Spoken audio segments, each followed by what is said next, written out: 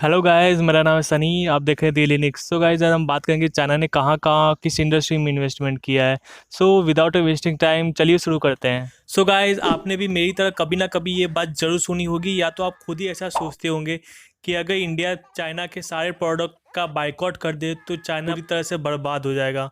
So guys, ये बात में कितनी सच है और कितनी झूठ, ये आज हम देखेंगे। और दोस्तों, आगे वीडियो देखने से पहले मैं बता दूं कि इस वीडियो में दिखाए गए सारे डेटा 2019 के हैं, क्योंकि 2019 पूरा मार्केट खुला हुआ था। और 2019 दिसंबर के बाद आप सबने देखा होगा कि कोरोना की वजह से कितना बड़ा क्राइसिस आया और उसका इम्पैक्ट मार्केट पे क्या हुआ। तो आप सही डिसीजन ले सके, इसलिए मैं सारे डेटा 2019 के ले रहा हूँ। तो दोस्तों, अगर हम चाइनीज प्रोडक्ट की बात करें जो कि चाइना विदेशों में बेचने के लिए बनाता है, तो उसका परसेंटेज सिर्फ 3% ही है जो कि चाइना इंडिया के लिए बनाता है। मतलब कि चाइना सिर्फ 3% ही अपना प्रोडक्ट इंडिया में बेचता है। तो दोस्तों, ये बात आप ही डिसाइड करें और कमेंट सेक्शन में ज़रूर बताना कि क्या सच में अगर चाइना का 3% प्रोडक्ट ना बिके तो चाइना बर्बाद हो जाएगा। और दोस्तों, अगर आप लोगों ने इस वीडियो को लाइक शेयर कमेंट ना किया तो प्लीज़ जाके जल्दी से कर दीजिए, ताकि मुझे भी थोड़ी सी मोटिवेशन मिलती रहे और मैं आप सबके लिए जल्दी से वीडियो लाता रहूँ। So guys, without wasting time हम आगे कुछ इंडस्ट्री के डेटा देखेंगे और जानेंगे कि भारत के किस इंडस्ट्री में चाइना का कितना परसेंटेज शेयर है।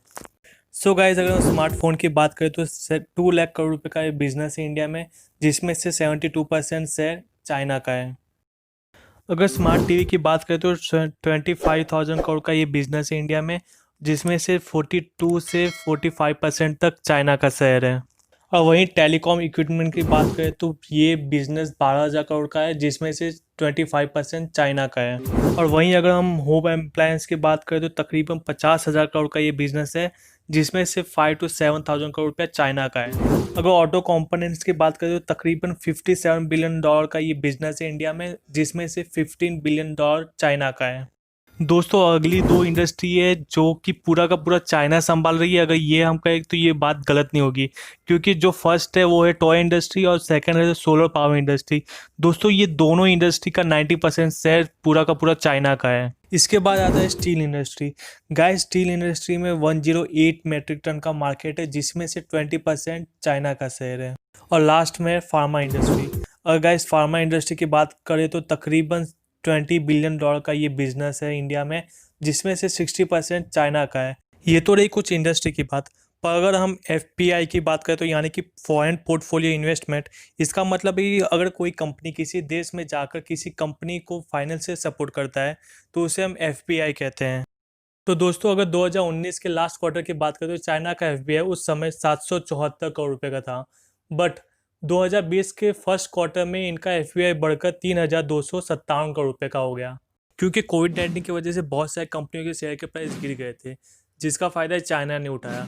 बट गाइस, उसी टाइम इंडियन गवर्नमेंट ने बहुत सारे रिस्ट्रिक्शन लगाए ताकि चाइना दूसरी कंपनियों में इतना बड़ा इन्वेस्टमेंट ना कर पाए, जिसका एग्जाम्पल है एच बैंक। दोस्तों, एच बैंक के शेयर के प्राइस भी गिर गए थे अप्रैल में, जिसका फ़ायदा चाइना ने लिया मोर देन 1% स्टेक लेके। बट गाइस, उसी दिन रातों रात इंडियन गवर्नमेंट ने रिस्ट्रिक्शन लगाई ताकि चाइना इतना बड़ा इन्वेस्टमेंट दूसरी कंपनियों में ना कर सके। और इन्वेस्टमेंट में सबसे ज़्यादा फोकस रहता है इनका ई कॉमर्स प्लेटफॉर्म में, fintech, social media, aggregation service and logistic service. और सेम थिंग एफडीआई के साथ भी हुआ। दोस्तों, 2014 में एनडीए की गवर्नमेंट आने के बाद बहुत सारे इन्वेस्टमेंट पॉलिसी में चेंजेस किए गए, जिसका फ़ायदा चाइना ने खूब लिया अपना इन्वेस्टमेंट बढ़ा के इंडिया में, जो कि आप इस ग्राफ में देख सकते हो कि 2014 से कितनी तेज़ी से चाइना ने इन्वेस्टमेंट किया इंडिया में।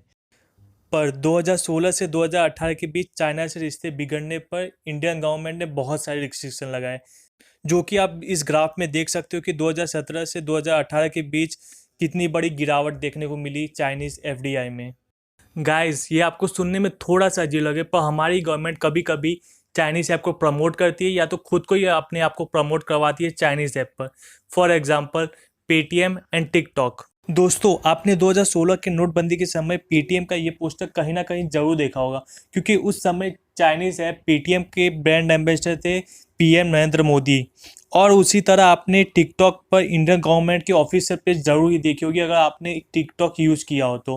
पर गाइज, ये हद तो तब हो गई जब हमारी इंडियन गवर्नमेंट ने कुछ समय पहले चाइना बेस्ड बैंक से तकरीबन 9,202 करोड़ रुपए का लोन लिया था। और दोस्तों लास्ट में बात करते हैं इंडियन स्टार्टअप्स की। दोस्तों आपको जान के ये हैरानी होगी कि इंडिया में तकरीबन 30 स्टार्टअप यूनिकॉर्न कंपनी है, पर जिसमें से 18 चाइनीज फंडेड कंपनीज हैं। और इन चाइना अभी भी तकरीबन 90 और कंपनीज को फंडिंग कर रहा है। For example big basket, Byju's, delivery, dream eleven, Flipkart, hike, make my trip, Ola, OYO, Paytm, Paytm mall, policy बाजार, क्विकर, रिवीगो, स्नैपडील, स्विगी, उड़ान, जोमेटो और ऐसे बहुत सारी कंपनियां जिसमें मेजोरिटी स्टॉक चाइना का है। और शायद ही इंडिया में कोई ऐसा इंटरनेट यूज़र हो जिसने चाइनीज़ ऐप कभी यूज़ ना किया हो। Guys thank you so much ये वीडियो पूरा देखने के लिए। और गाइस कमेंट सेक्शन में ज़रूर बताना कि वीडियो आपको कैसी लगी। तब तक के लाइक और सब्सक्राइब भी कर देना, क्योंकि मैं भी थोड़ा मोटिवेट होता रहूँ, आपके लिए ऐसा वीडियो लाता रहूँ। तब तक के लिए धन्यवाद।